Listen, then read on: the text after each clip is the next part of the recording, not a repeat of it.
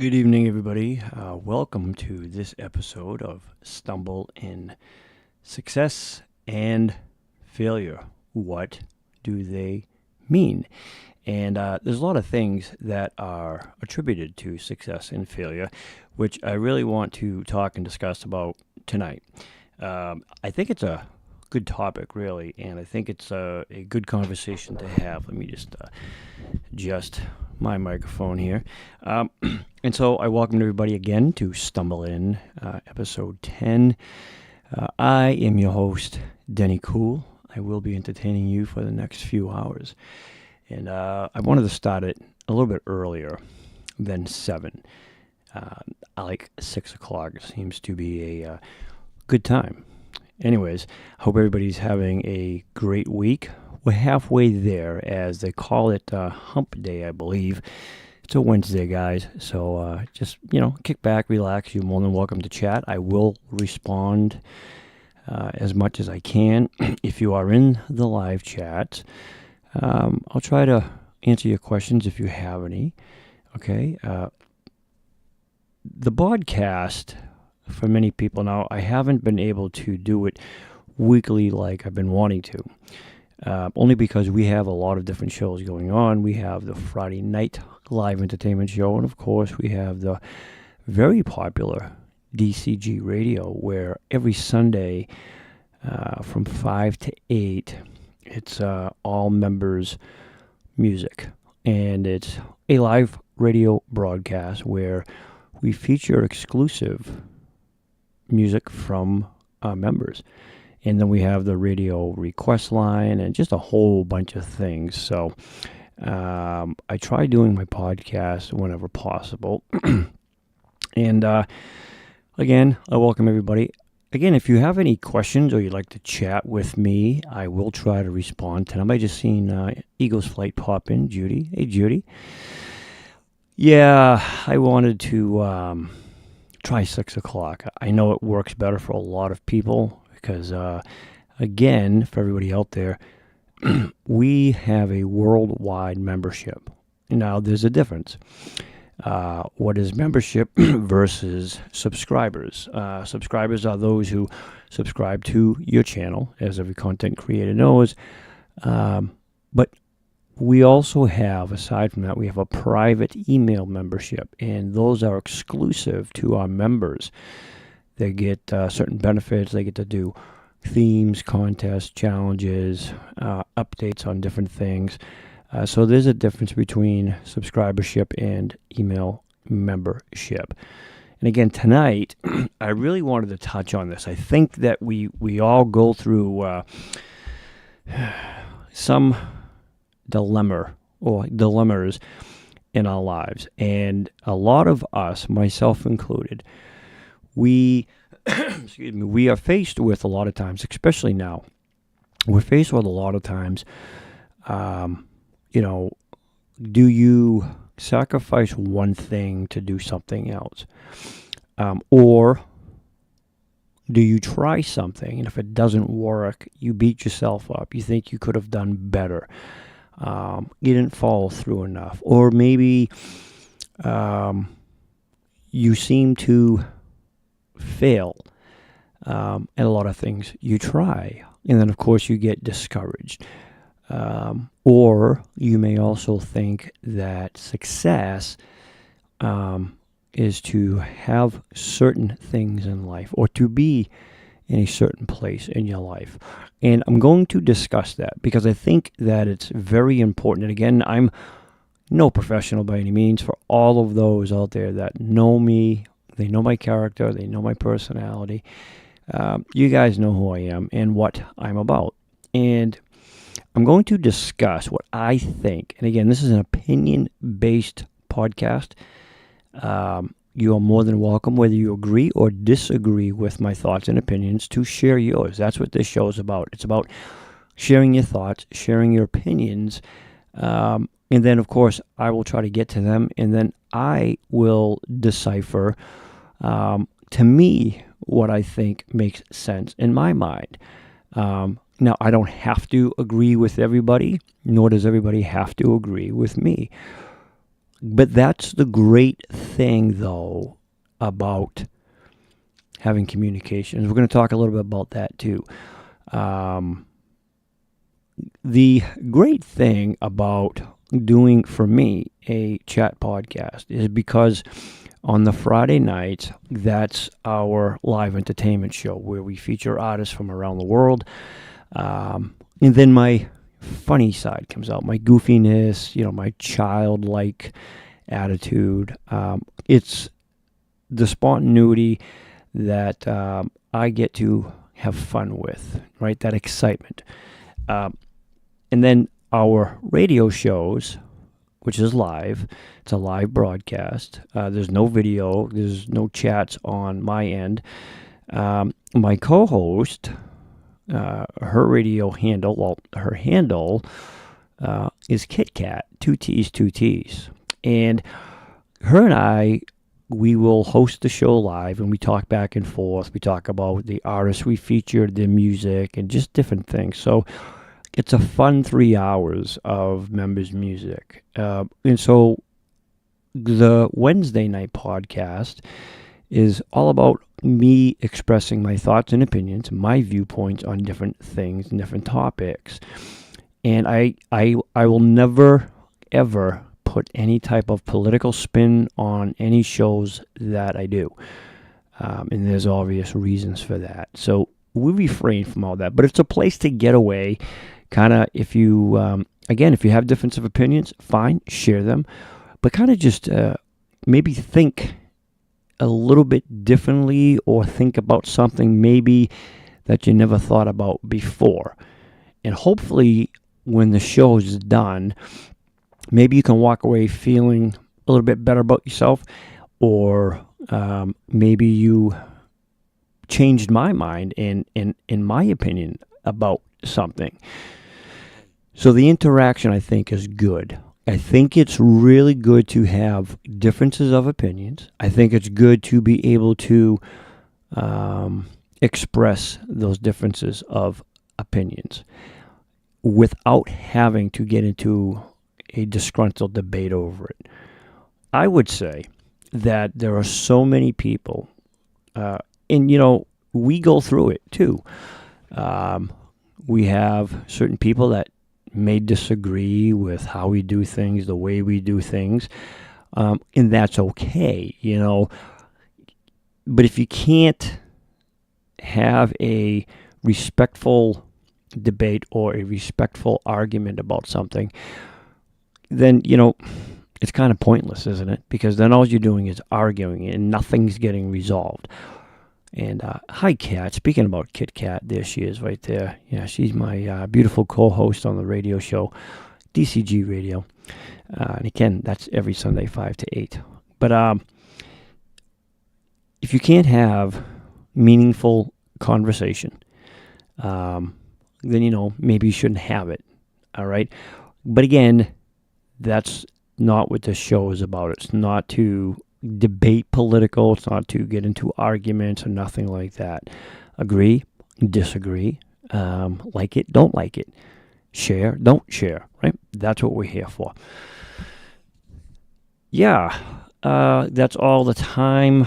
Kat says mistakes become a learning curve. Yeah, again, this particular podcast, ladies and gentlemen, I can see all your chats. I will interact and respond as much as I can. If you have questions, concerns, or you'd like to say something and I happen to catch it on chat, please feel free to do so.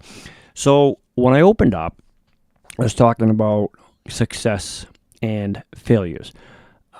What do they mean? Now, that's a broad question, right? It's kind of an open-ended question, almost a statement of a question.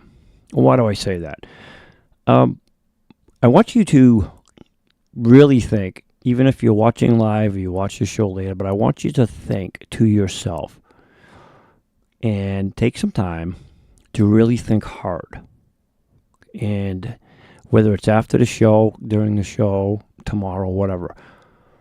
But I really want you to think of what is meaningful to you in terms of success. Now, I'm not going to share what I think it is. But I'm asking it because I want to know in terms of what is success to others. Now, I've done a lot of research on this stuff. I've been studying the mind, the subconscious, human intelligence, psychology. I've been interested in that stuff for many, many years. I have books on it. I've learned. I watched seminars. I've done it all. It intrigues me how the human brain works. It always has. And success and failure, they're essentially the same thing, and I'm going to explain what I mean by that a little bit later. But I want you to ask yourself, what to you defines success? For instance, taking off these smart-looking glasses I have on defines success because they fog up a little bit because I don't have any air flowing down here as of yet. These past 2 days, I live in New England, right, Massachusetts. And so these past 2 days went from your average 60 plus to almost 100 degrees plus humidity within 2 days. It's hit us. I mean, it's just insane. However, tomorrow it's supposed to cool down. It's supposed to be really, really nice. So that's why sometimes I take my glasses off, wipe them down a little bit. They get a little bit foggy. And I think we get it right now. I want to thank Judy for that because we're getting your airstream, I believe, your pressure coming from Canada. You Canadians. Let me see.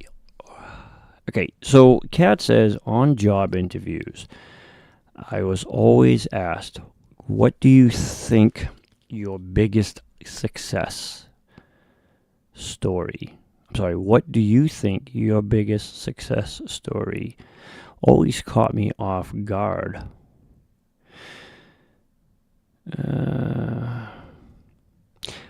You know, that's funny.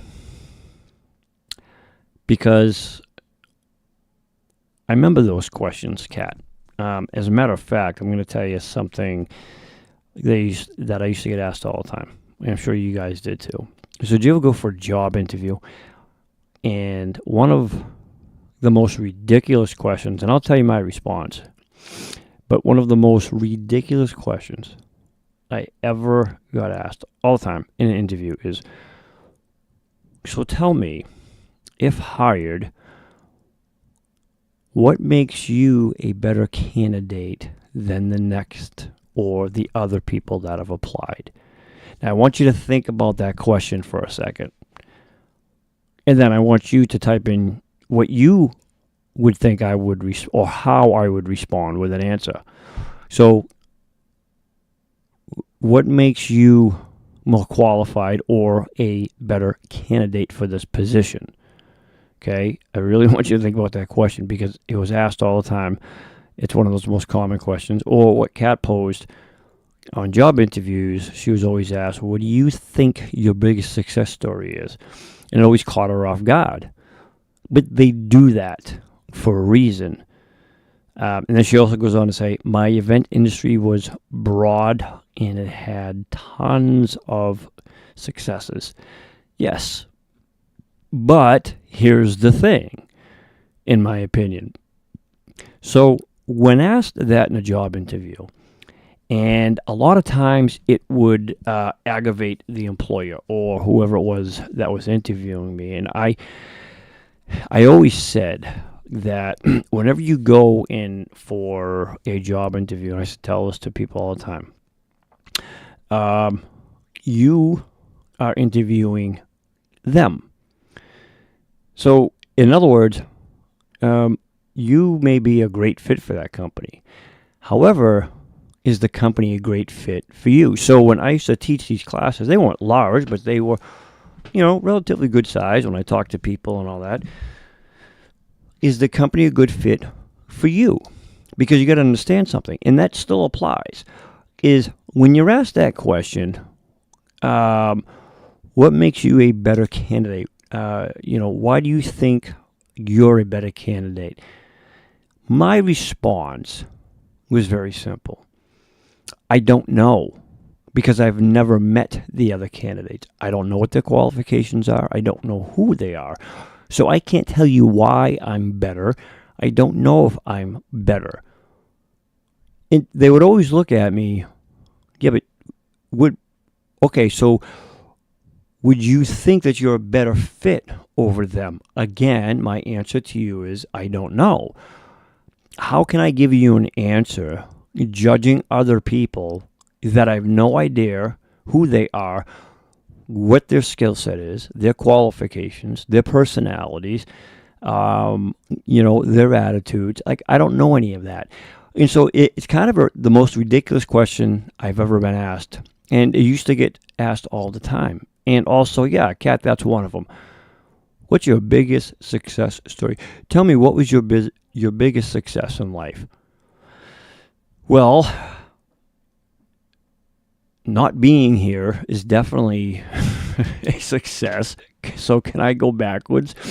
But the point being is, what they're trying to do is trip you up. Because a lot of people would answer, my biggest success is I'm great with people, I'm a fast learner, I'm great under pressure. Okay, great. That's a skill set, I suppose. But what they're looking for is they want to hear you essentially boast about yourself. They want to hear you brag about yourself, right? In today's market, the job market, the way it's done, has changed. However, people haven't. You see, when you're interviewing and they're asking you about your success and what makes you better, you don't know. Define success. And so what I meant when I used to tell people is interview the employer. Ask them questions. And one of the biggest things, I think, in my opinion, that used to get them, aside from what I just said, is, let me ask you this question. Why should I, if considered, accept this job? What makes your company a good fit for me? And if considered, why would I want to come work for you? What is the company's qualifications? What makes this company better than any other company I've had interviews with?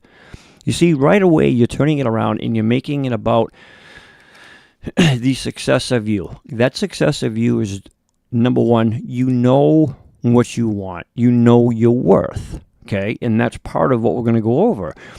When people think of success, the worldly terms, success is usually defined, it's actually defined and by measurable achievements or social recognition. Society often judges success by what can be seen externally. So think about that. What can be seen externally? When success in the worldly view is looked at, it's looked through the lenses of monetary achievements. It's looked through the lenses, you guys all remember that, Keeping Up with the Jones. So it's looked through the lenses of what you've accomplished, how much money do you have, the type of car you drive, the house you live in, where you go on vacations, even right down to, say, the furniture you own, the types of foods, everything. The world, unfortunately, views success that way. And so what happens, the majority of people fall into that trap. That trap is set intentionally. It's a snare. Once you step in it, you're hooked. And that snare is that lure of, look, my neighbor, look at that car he just bought. They're going on vacation. They have a condo up north. They just bought a boat. They go in the water. They do. And you're thinking to yourself, man, I got to work harder. I've got to make more money. I've got to do this. I've got to do that. Because you are taught, you are trained that that's what success is. Now, there's a lot of influences out there, and I'm actually going to play some sound bites from one of my favorites. Now, you can interpret it different ways, but he, in my opinion, is probably one of the best, and he goes back since the 50s. He was probably one of the best influences, I think. And he talks all about the mind and thinking and everything else. So, to be a success, according to worldly terms, it's what you can accomplish. It's measured by achievement. Hi, Judes. Eagles Flight Judy says, my success story is my marriage. I work at it most days, even when she doesn't like him.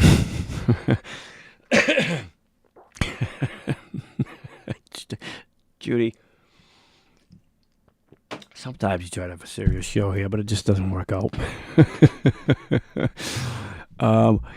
But true to that, marriage, yes. You can define marriage as a success story. You can, all right, let me put it to you this way. Many, if not the majority, matter of fact, a good friend of mine, he's a little bit younger, him and his girlfriend, they've been together for many, many years. They have a young daughter, okay? He does very well. They actually both do pretty good. And they're not married. And he says to me, he goes, I'm so thankful she's in agreement with me about not getting married. And I said, well, let me ask you this question. I said, what's stopping you? Now, it's none of my business. I'm not pushing it on him. Well, once you get married, this happens, that happens, and it's a struggle. Well, what's the difference of your struggle now versus if you get married? So what you're telling me is the term make an honest man or an honest woman out of each other, right? But it's not so much always about that. It's the commitment. It scares people. Because even when people get married, the younger generations now, you ever hear that where they say contracts are meant to be broken? They look at marriage now because, again, it's taught, it's trained, it's influenced. Marriages are like contracts. It's meant to be broken. So they don't take it serious because it's considered to be, well, it's a piece of paper. They look at marriage as a piece of paper. But as Judy just says, it takes work, right? It's a success. And so you have to work at it. If there's no work involved, well, then, great. But like everything else, it takes effort. And Kat says, I was a tad arrogant. She goes, look her up on the internet. I was really popular in my day. My personality sold the ballroom. Judy, that's love.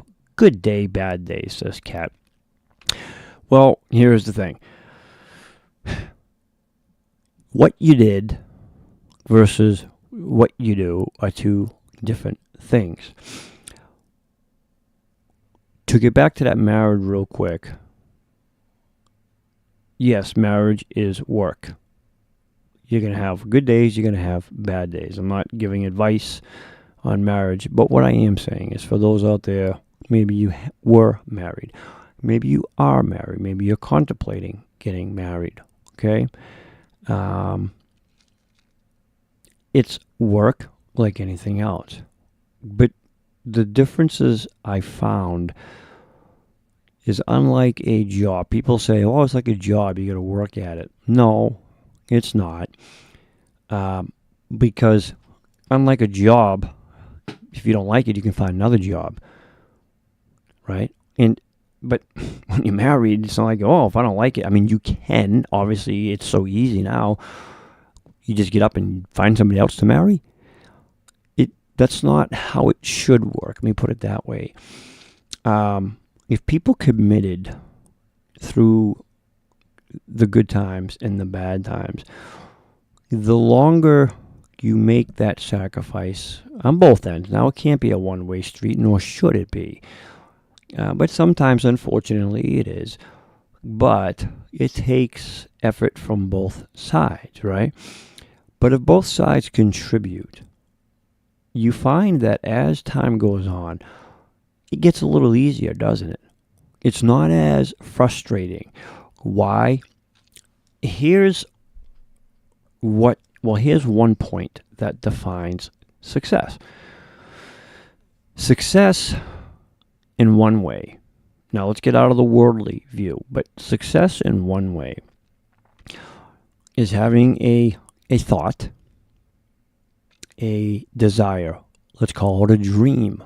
Let's call it ambition. And putting it in action. Taking that thought, that dream, that ambition, and moving forward with it. The minute you get that thought in your head and you strive for it and you work towards it, that is one of the definitions of success. A lot of people say, well, if you have a lot of money, you're successful. Or if you're here, you're successful. If you're doing this, you're successful. That's like saying, I'm going to light my fireplace, but I have no logs. So first, you need logs. Well, what's the logs? The logs is the idea. The logs is the work, the wood. If you don't have the wood, if you don't have the ambition, you don't have the ethics, you don't have that commitment, right? The fire doesn't light itself. You can't say, give me fire. It doesn't work like that. So in order to be successful in life, not the worldly viewpoint, but success in life, you need to have several things. One of those things is commitment. It's an idea. It's a feeling, right? And when you start off with something as simple as that, the minute you make up your mind, whether you want to be a school teacher, a stay-at-home mom, a mechanic, a gas attendant, it doesn't matter. The job definition doesn't make somebody a success. And it's so frustrating to see that that's what they drill, especially on social media and everything else. You see it all over the place. Get rich, do this, invest in this, do this. And then they show these quick little ads of people standing in front of their yachts and flashing money. And so it drives the brain and motivates them to say, this is what you need to be happy. But it's not. You can tell yourself that. You can lie to yourself and convince yourself that that's what defines success. But I'm going to tell you, I had it all at several points in my life. And when I was here, the money was great. Don't get me wrong. It helped quite a bit. But I lost more emotionally, psychologically. I went through some very, very dark places in my life. But I shouldn't have. Why? I was a success according to the world. And I was only in my 20s. I started a business at 23. I was incorporated in 2 years. I had 14 people working for me. So according to the world, by 26, I was on top.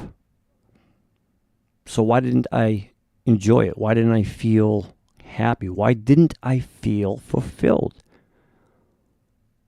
I had everything according to the world. No. In fact, it was probably one of the darkest times in my life. And I experienced that for many, many years. So for me personally, and I know many, many people who have gone through similar things.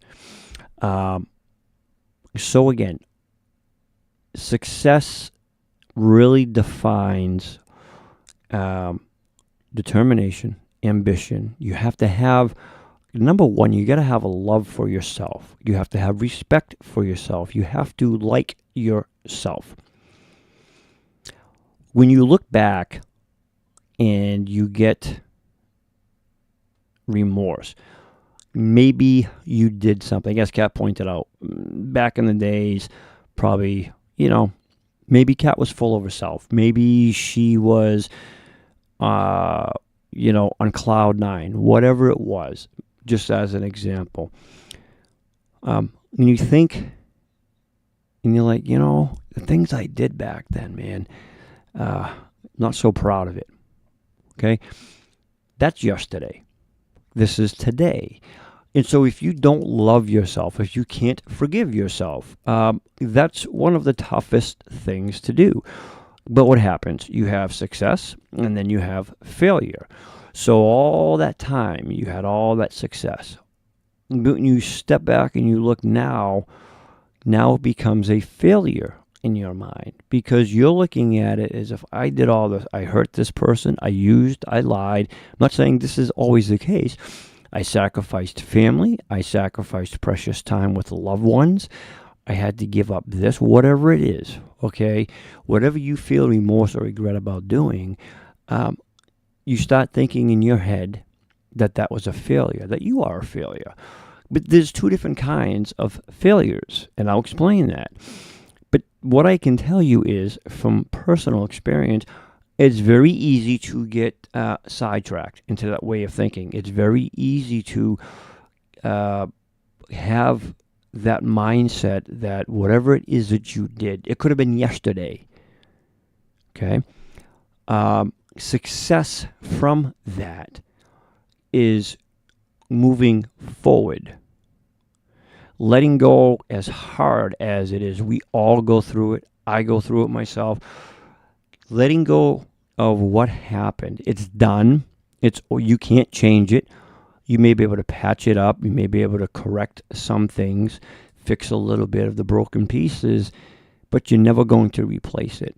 So the best way to success from that is to move forward, right? And that comes with thinking. That comes with ambition. That comes with mindset. That also comes with loving yourself and respecting yourself. But on top of that, you have to be able to forgive yourself. That will put you in a position of success.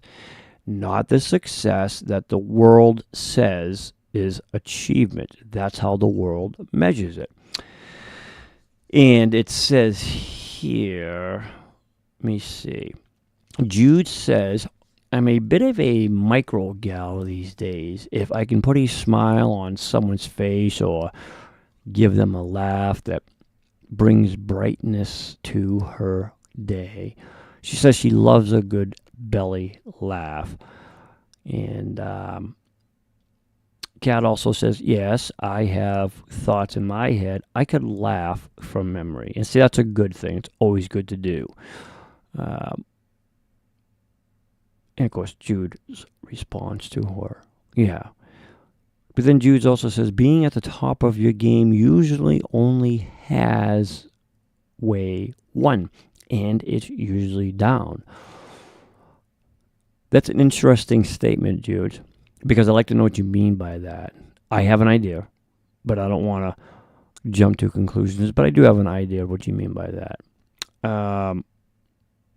It may be kind of what I was just thinking, or literally what I just said.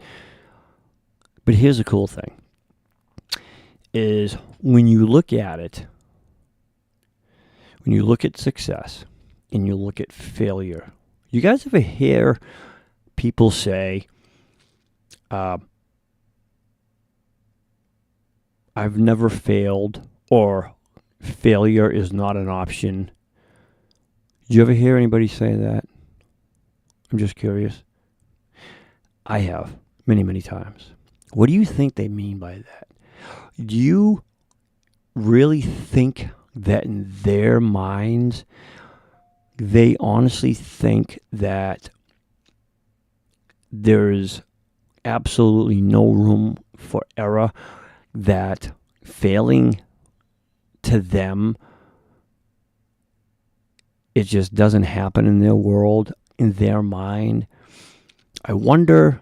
I've never really asked that question. I've never really got to the bottom of that. Now, I've read, again, a lot of information on that, but I've never really found out what as an individual thinks when they say that. I know what many have interpreted as failing or successes, but individually, not collectively, individually, when somebody says that, failure is not an option.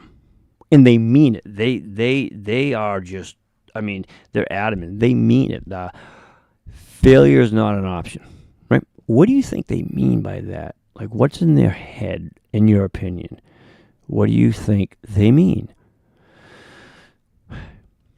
Okay, Jude goes on to further explain. What I mean, Denny, is people strive to go so high in careers that once they've made it to where they want to, they're not really fulfilled, and it takes a toll on them mentally.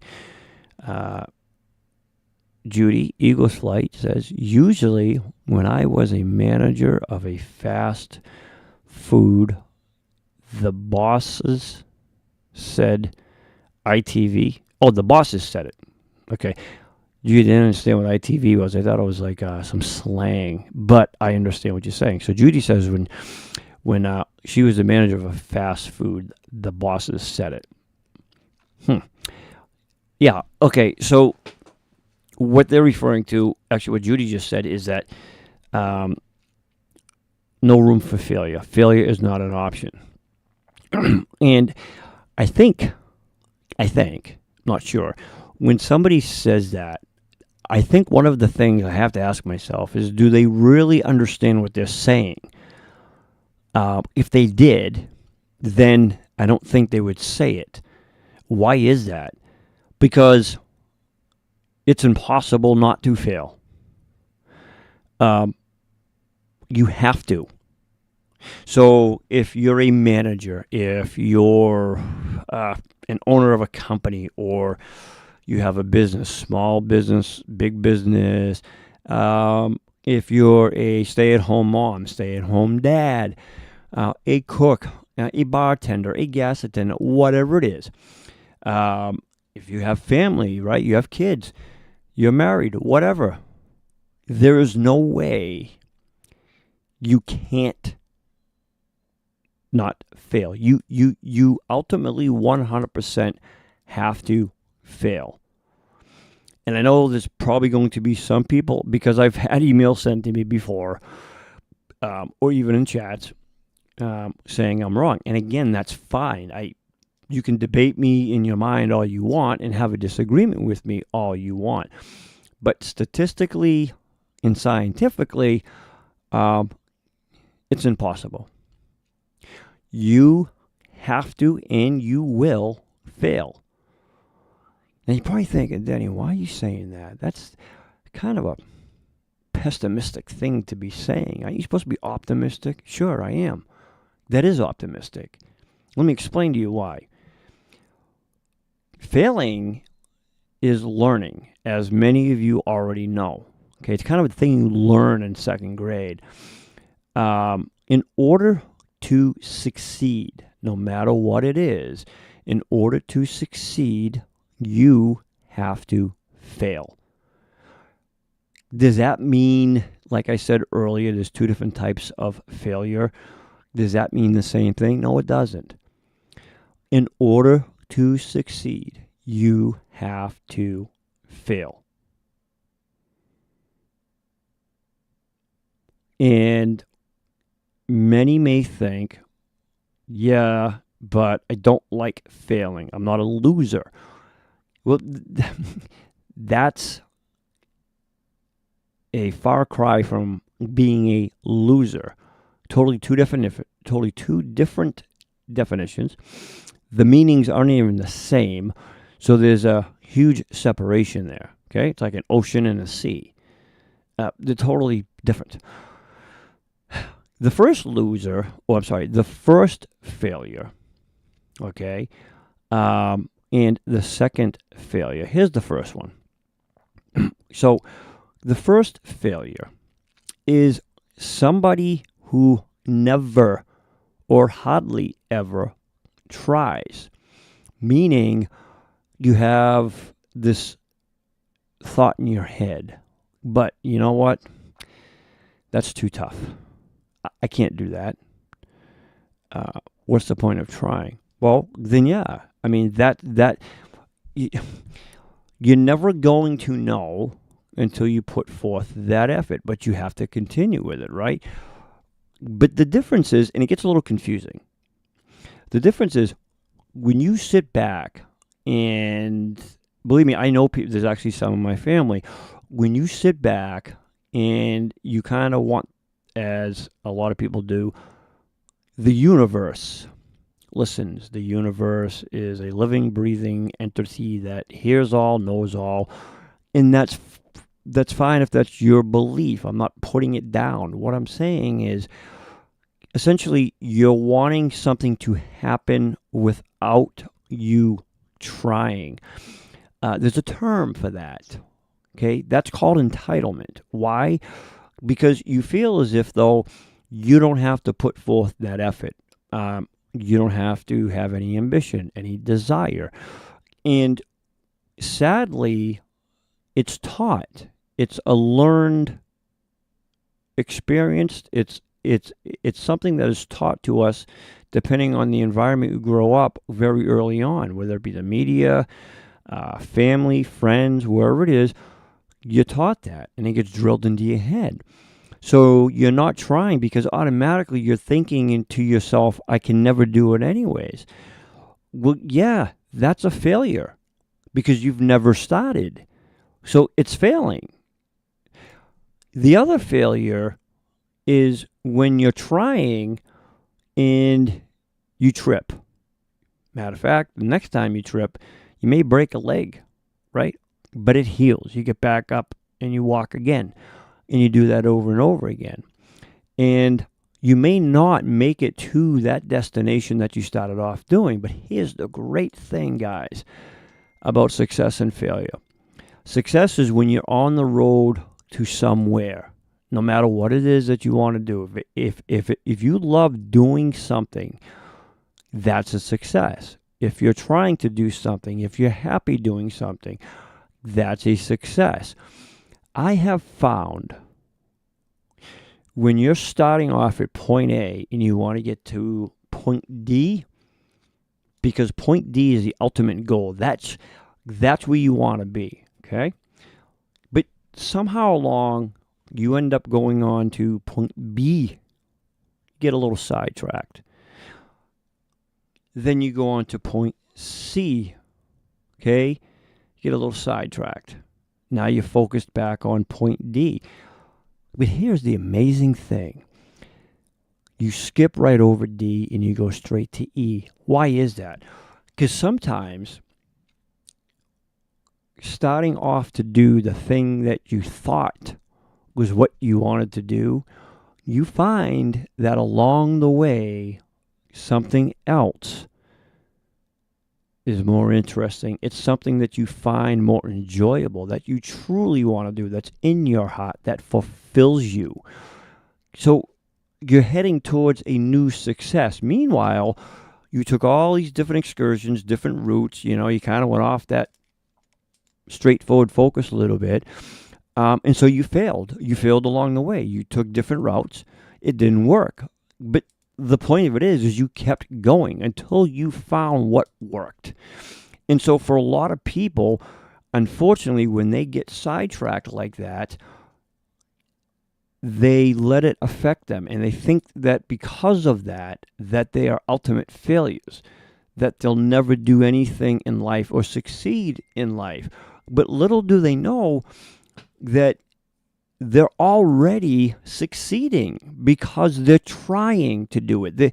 They're going for something that they truly love. It doesn't matter what it is, but they're trying to do something. That's successful. Non-successful people in life, it's not monetary, it's not material, it's none of that, but non-successful people in life who don't do anything is exactly that.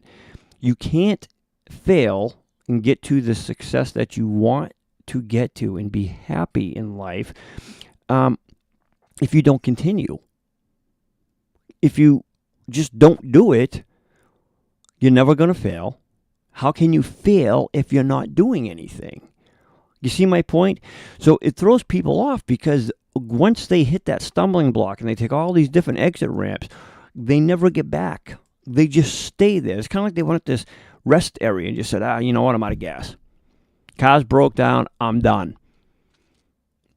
But again, think of it this way.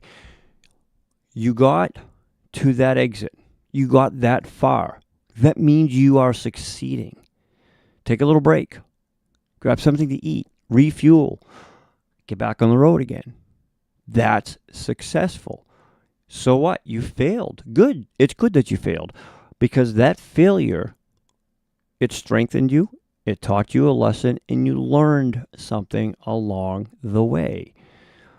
So those are the differences between what an actual failure is and what failing is. And yes, I agree. Well, Kat says here that she's heard that what I said earlier about failing is not an option in movies. She thinks it means a success is the only way the mission gets done. Usually a military movie. Yeah, that's true. I've seen that a lot. Jude, we aren't perfect, so we're going to fail. It's true. Kat, oh, absolutely. It happens to all, but you pick yourself up by your bootstraps and go forward. Yes, so true. Here's the thing. Again, it may sound complex, and maybe I'm trying to explain it too much in length, but the basic powder of it all, guys, is it doesn't matter how many times you fall, how many times you trip. Just remember, as long as you're on your way, instantly when you get a thought in your head and you move forward with that thought and you turn that thought into action, you are starting to succeed. You are successful. And you have to understand that. Don't fall for this crap that you have to be here, you have to be doing this, making this amount of money. Does money help? Of course, absolutely. We all struggle. We all go through hard times. And those that have money go through depression, health, anxiety, loneliness. I've known people throughout my life. They've had more money than they knew what to do with. And they were the most miserable, nice people, but just miserable inner selves. And it was sad because you have the world outside looking at them saying you have everything you want. Why are you so lonely? Why are you so miserable, upset, and depressed? Because they weren't fulfilled. They may have been financially complete, but they're not fulfilled. So were they successful financially? Yeah. But they failed emotionally. So again, don't distort the two. Don't get confused. And don't get the two failures confused. Just because you fail, it doesn't mean you're a failure. You've got to understand the differences. And just because you haven't reached that success level yet, or what others tell you is the success level, don't think that you're not successful. Again, we all go through it. I have many, many friends, especially from DCG, great members. They're all like family. And, a lot of us talk about different things. And we build each other up. And sometimes listening to somebody else, whether they just had a bad day or they're going through hard times or whatever it is, that is a considerable amount of success because you're able to help one another. So by definition, that's successful. What wouldn't be successful, of course, is if you just keep everything in, you keep it bottled up, right? And you're not able to get rid of that poison. Again, don't confuse the two, failure and failing. Failing is all part of our goal to success. And you can define success however you'd like. again, in my opinion, you can lie to yourself and say that, well, if I just get here, I'm going to be fine, right? And so on your way there, once you get there, you may want just another step, maybe one more. But along the way, what did you sacrifice? What did you lose? Do you have all your morals? Do you consciously feel great about yourself? Can you sleep well at night? And on top of that, did you discourage or encourage others along the way? Were you encouraging to others by whether it be actions and or words? The many successes people have in life, they're unfortunately not shared in the way they should be. They're often just kind of swept under the rug because we feel good about ourselves about something. I can give you a perfect example of that. If you put on the news, because maybe you're trying to catch up with what's going on or whatever it is, how often do you hear or watch a story that is just, that's so awesome that person did that, or this happened today. Wow, that's so inspirational. When's the last time, or do you hear about this rich person or that success or this or this bad thing happening, that bad thing happening? When's the last time you've heard, hey, you know what? A local man from Massachusetts woke up today and he was at his Dunkin' Donuts getting an iced coffee. And, he seen this poor lady trying to cross the street. The traffic was heavy. And he stopped the traffic and helped her. You ever hear that? To that person, they felt so good about doing that. They didn't go out and broadcast it, but that was like a little success for them. Why? Because it made them feel good, and in turn, it made that other person feel good. That's a success. But you don't hear it. It's swept under the rug. It doesn't make headlines. It's not news. There's nothing to boast about. Okay? But instead, you hear everything I just said you hear. And so that discourages people. It truly, truly does. It discourages people. And a lot of times then people pull back and they say, what's the point of trying? What's the point of going out of my way to try to help somebody? Nobody cares, right? And if I do, then 9 out of 10, this is going to happen, or what's in it for me? So when you look at how everybody else looks at things, and if you view success and failures at how the world does, then yes, you're right. Then that's how you're going to interpret it. That's how you're going to look at people. That's how you're going to look at the world. And of course, that's how you're going to look at yourself. For example, here's a few definitions of what success includes by the worldly definition and how it's measurable as far as achievements go.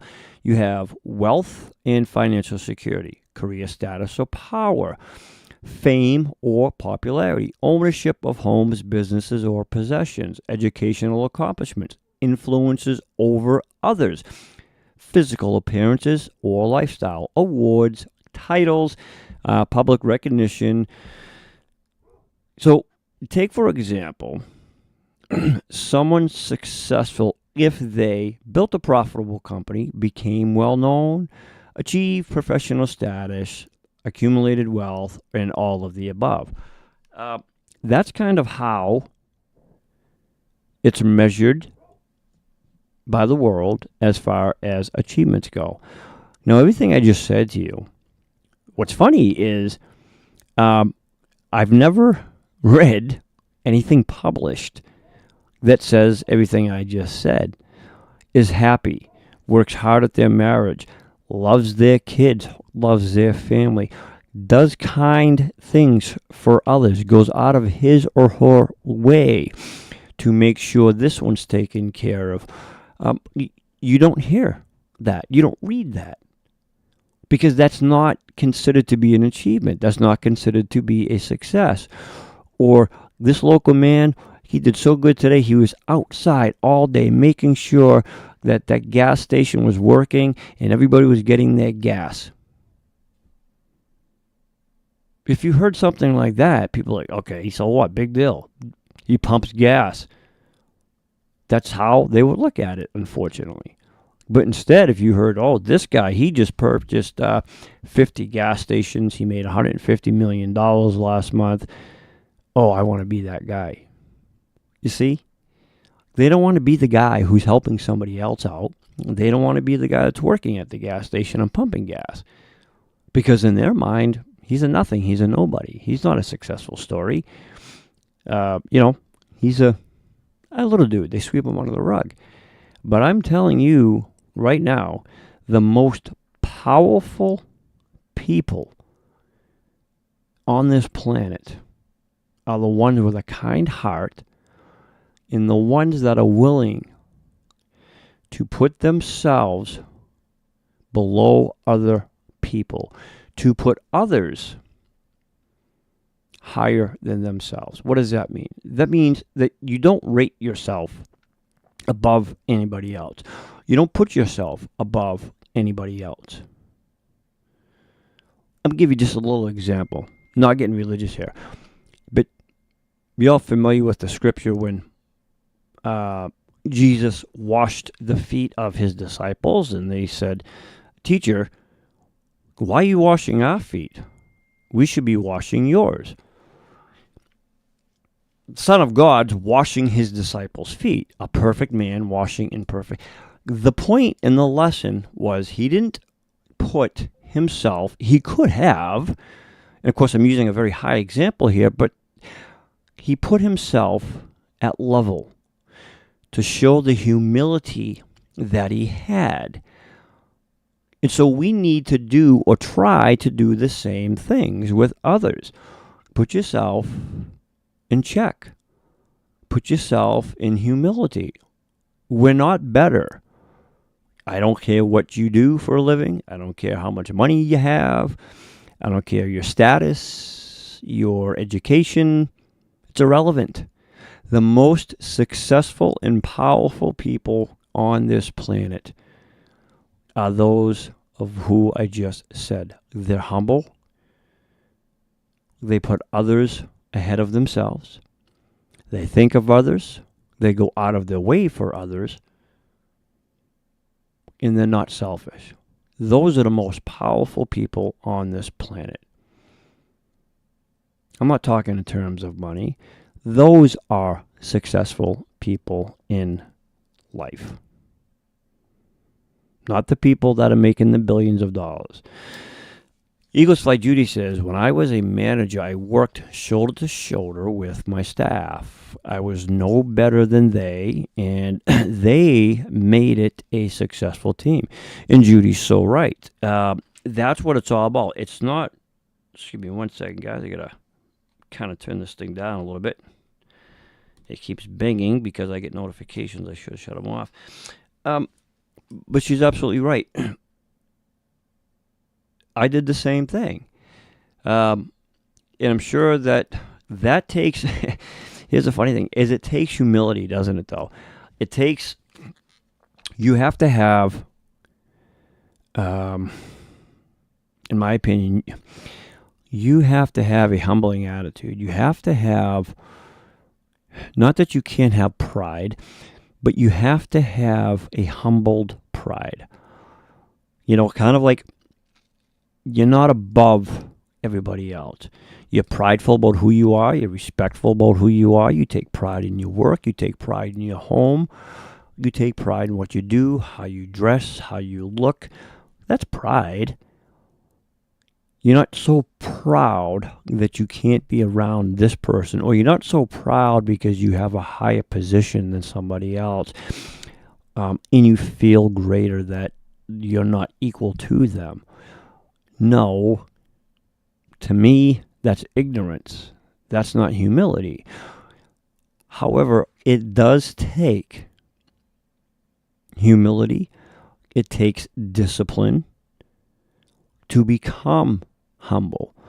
And when you're working towards something, a goal in life, when you're trying to achieve something, again, doesn't matter what it is, don't degrade yourself because you want to do something. I don't care if it's sitting at home and whittling wood. I mean, yes, you have to make a living for yourself. You have to be able to provide for yourself and take care of yourself. And if you have a family, of course. But at the same time, if that's how you can do it, and maybe you're not driving the best of vehicles, or you're not eating the best of expensive foods or whatever, maybe you live in a one-bedroom apartment, who cares? You're happy. You're respectful. You're kind to others. You treat others with respect. That's success. A failure is everything I just mentioned. And I'll probably get crap for this, but in my opinion, a failure are those people who do whatever it takes to be on top of everybody else, right? They have to be king of the hill. They don't care who they step on, who they hurt, whose lives they destroy. They don't care. They don't care if they break them, if they're home. They don't care. Those, to me, are failures in life. And those are also the people that look at people like myself who say the exact things I'm saying and saying, well, you know what? You're just saying that because I'm successful and you're not. Well, no, you're not successful. You may have more money than I do, but you're not successful, in my opinion. And so, again, the reason I can say this and say it the way I'm saying it is because I've been on both ends of it. When I was in my early 20s and I started my cleaning business, I started it from the ground up by handing out flyers. Back then you could do that. You could actually solicit, go door to door. And I did that. And I made, I'm not going to tell you how much a week, but put it this way, it was more than what most people make in a month, even today. And I was in my early 20s. But that was hard work and everything else. But what happened? Well, it ruined a lot of different things, right? And at the end of the day, the business dissolved. I walked away from it. But it didn't put me above anybody else. That was one thing I never did, is I never put myself above anybody else. But just because I had all of those successes, it didn't make me a successful person. It just meant I had successes, monetary things. I had different toys, whatever it is, right? But a successful person, in my opinion, is everything that I just said somebody should be. Now, matter of fact, I'm going to share a soundbite, and we'll probably go right on YouTube to do it. Something by Earl Nightingale. You guys may have heard of him. He's, again, he was a prominent influencer way back in the day, early 50s and stuff. And Earl Nightingale, he would go out, he would give talks and everything else, and he was all self-taught. Him, Napoleon Hill, but I really like Earl Nightingale much, much better. And I think that a lot of today, your successes and your failures are also based a lot on thinking. I just think that people today don't think. They don't think for themselves. They let others think for them. They let others drive their ambition. They let others be ambitious for them. And I think that they just don't have desire because they don't need to, right? So they don't think. Now, again, this was in the 50s, but a lot of what he says still holds true to this day. So let's go over here and let's just take a listen again. This is Earl Nightingale. He wrote this book. It's called The Strangest Secret. Okay, now you guys, I hope you really enjoy this. I'll play some segments throughout, but I really want you guys to listen to this because it's really, really cool. So here we go. I'd like to tell you about the strangest secret in the world. Not long ago, Albert Schweitzer, the great doctor and Nobel Prize winner, was being interviewed in London, and a reporter asked him, "Doctor, what's wrong with men today?" The great doctor was silent a moment, and then he said, "Men simply don't think." And it's about this that I want to talk with you. We live today in a golden age. This is an era that man has looked forward, dreamed of, and worked toward for thousands of years. But since it's here, we pretty well take it for granted.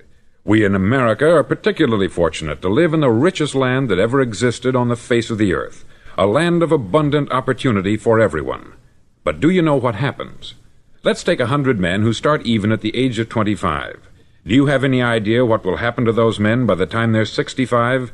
These 100 men who all start even at the age of 25 believe they're going to be successful.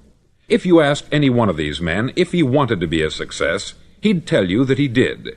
And you'd notice that he was eager toward life, that there was a certain sparkle to his eye, an erectness to his carriage, and life seemed like a pretty interesting adventure to him.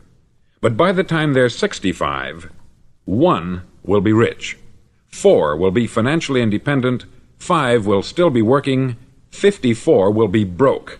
Now think a moment. Out of the 100, only 5 make the grade.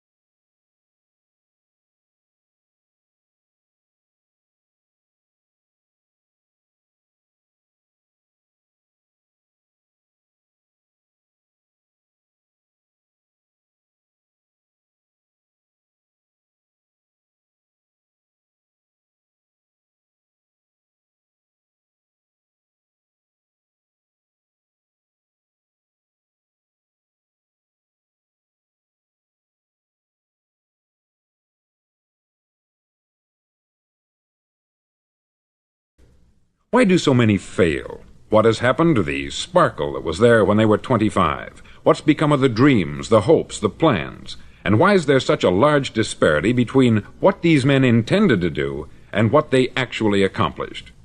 When we say about 5% achieve success, we have to define success. And here's the definition. Success is the progressive realization of a worthy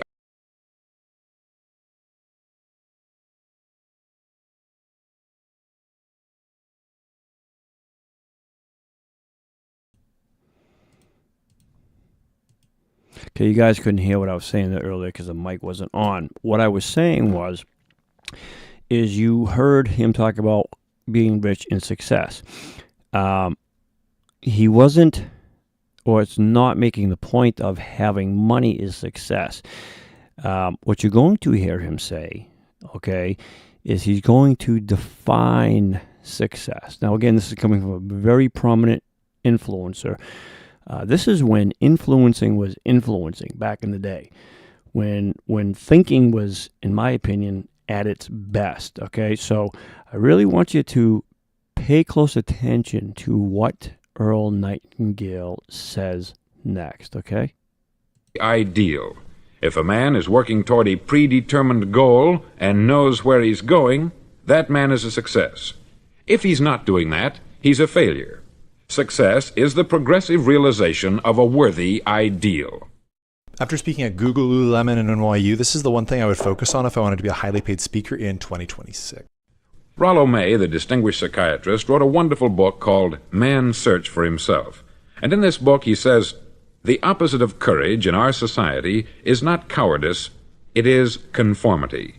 And there you have the trouble today. It's conformity. People acting like everyone else, without knowing why, without knowing where they're going. Now think of it. In America right now, there are over 14 million people 65 years of age and over, and about 13 million of these 14 million are broke. They're dependent on someone else for life's necessities. Now, we learn to read by the time we're 7. We learn to make a living by the time we're 25. Usually, by that time, we're not only making a living, we're supporting a family. And yet, by the time we're 65, we haven't learned how to become financially independent in the richest land that has ever been known. Why? We conform. And the trouble is that we're acting like the wrong percentage group, the 95% who don't succeed. Now, why do these people conform? Well, they don't know, really. These people believe that their lives are shaped by circumstances, by things that happen to them, by exterior forces. They're outer-directed people. A survey was made one time that covered a lot of men, working men, and these men were asked this question: why do you work? Why do you get up in the morning? 19 out of 20 had no idea. If you ask them, they'll say, everyone goes to work in the morning.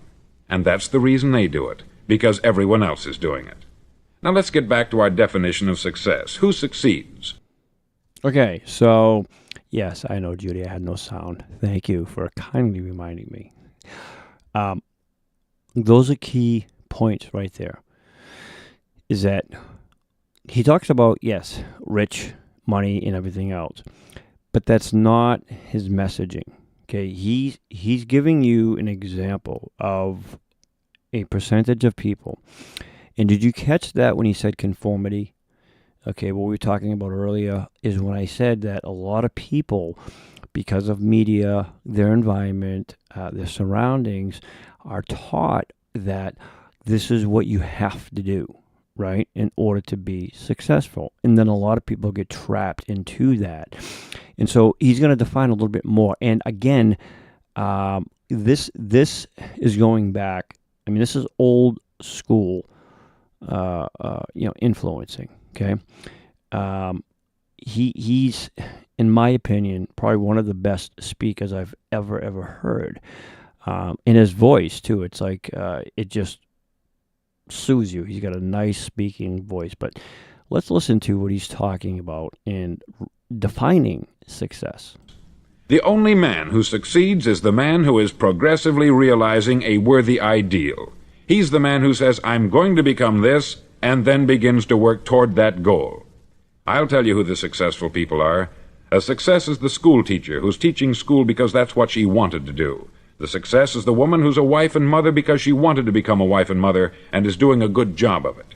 The success is the man who runs the corner gas station because that's what he wanted to do. The success is the successful salesman who wants to become a top-notch salesman and grow and build with his organization. A success is anyone who is doing deliberately a predetermined job because that's what he decided to do deliberately. But only 1 out of 20 does that.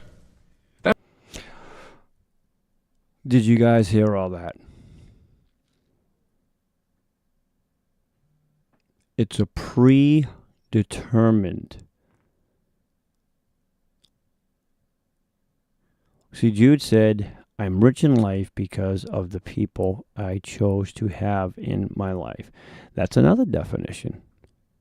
You see, again, what Earl Nightingale goes on to explain is the very definition of success, or the definitions of success.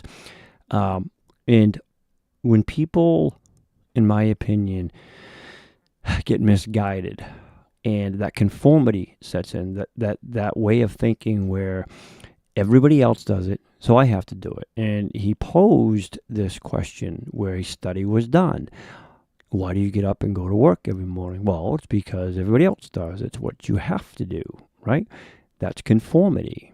And what he just said, if she wants to be a stay-at-home mom because she loves doing it, that's success. If he wants to run a gas station because he loves doing it, that's a success. So they understood even back then and before Earl was even introduced into the scenes what the differences were. But because of conformity, but because now everything is so thrown in your face and it's promoted that it's years ago, do you guys remember, and they still have it, subliminal messaging.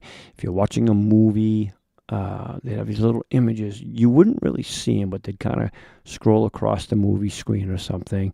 It could be a picture of a hamburger or something, right? It happens to us all the time, this hidden messaging. And it tells you this is what you need to do, or it makes you hungry for something. And all of a sudden you start getting hungry, or you have an urge for something. That doesn't just happen by random or by chance. It's programmed. It's intentionally done that way. That's why today there isn't really any competition, unless we make it for ourselves. Instead of competing, all we have to do is create. Now, for 20 years, I looked for the key which would determine what would happen to a human being. Was there a key, I wanted to know, which would make the future a promise that we could foretell to a large extent? Was there a key that would guarantee a person's becoming successful if he only knew about it and knew how to use it? Well, there is such a key, and I've found it. Why is Amazon paying me $20,000 a month? Sorry, guys, but we have a little I didn't commercials make this kind because of money I'm doing selling. this live. Have you ever wondered why so many men work so hard and honestly without ever achieving anything in particular, and others don't seem to work hard and yet seem to get everything? They have the magic touch. You've heard them say that about someone. Everything he touches turns to gold. And have you ever noticed that a man who becomes successful tends to continue to become successful, and on the other hand, have you noticed how a man who is a failure tends to continue to fail?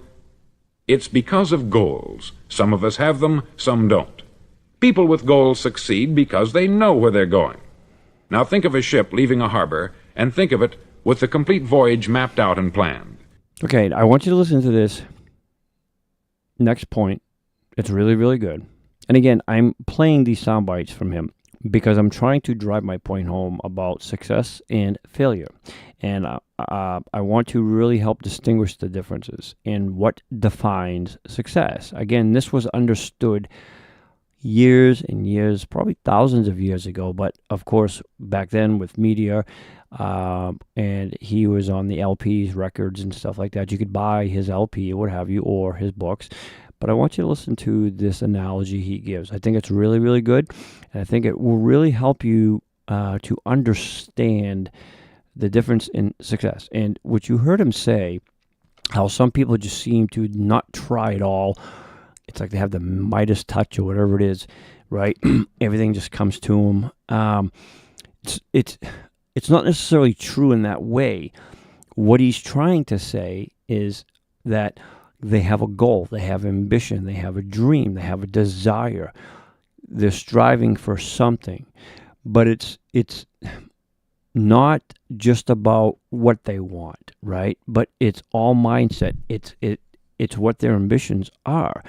And so it all comes down to thinking. It all comes down to your goals, to what it is you truly want to achieve.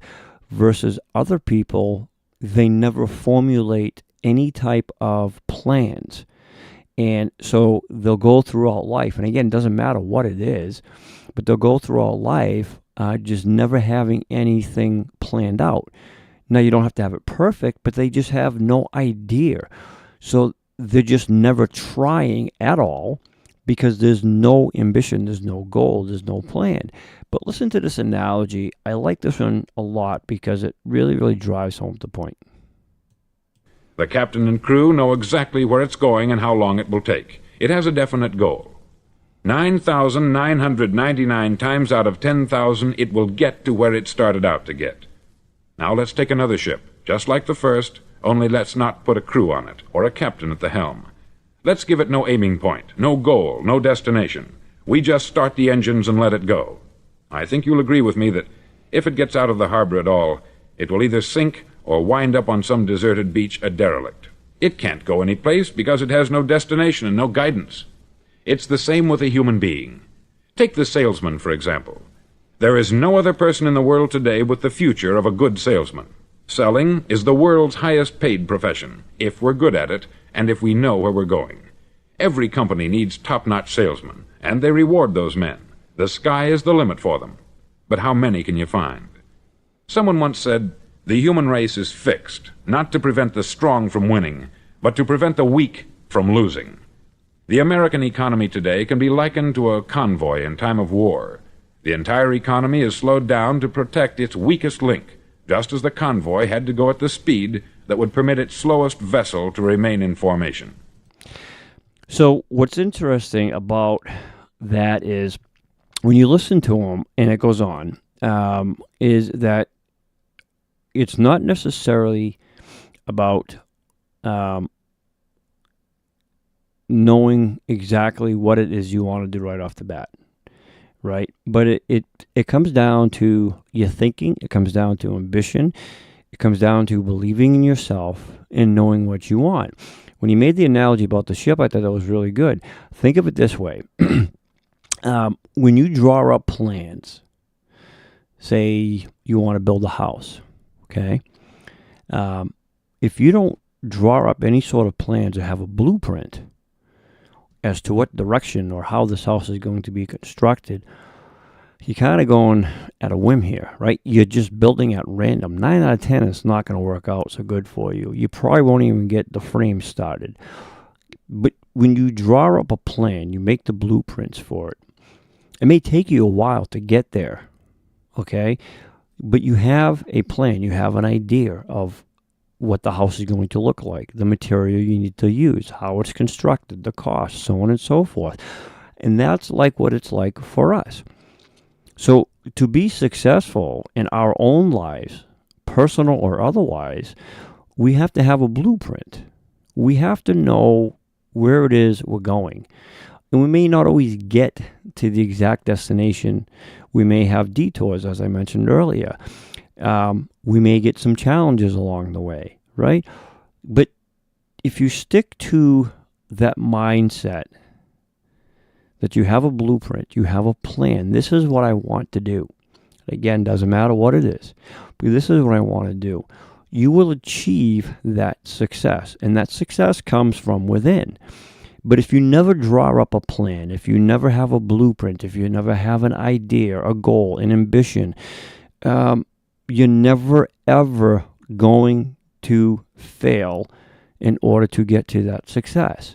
And so those are the definitions. Those are the breakdowns of it. Unlike how the world looks at it, as if you don't have certain things, you're instantly a failure. And unfortunately, that's the way it is today. And many people doubt themselves. Many people get distracted with material things. Okay, I'm going to give you guys an example. For those that are watching, for those that are in chat, you all know what DCG Entertainment's about, especially the core people of this show. We have members that have been with us since day one. We have some that are new. We have some that are a little bit longer, and we have also had members that have come and gone. Some may be unhappy with the way things are done, in their opinion, but at the end of the day, when I go to bed, I can lay my head down at night. Why is that? Because I have a goal, I have a dream, I have an ambition. When I started out, I had no idea that this was going to be what it is today. So my plan initially was to feature artists, talk about music, have some live interviews, have a lot of fun. It was a hobby for me. So I had a goal. I had a plan. Did it go exactly to my plan? No. It swayed, went left, it went right. Now it's on the course that it is. So sometimes what we think we want, or where we think we're going to go, it doesn't always necessarily have to fall into an exact alignment. Because, see, my goal is still the same, my dream is still the same, but it's just better. The realization of what it is today is much, much better than I ever could have imagined.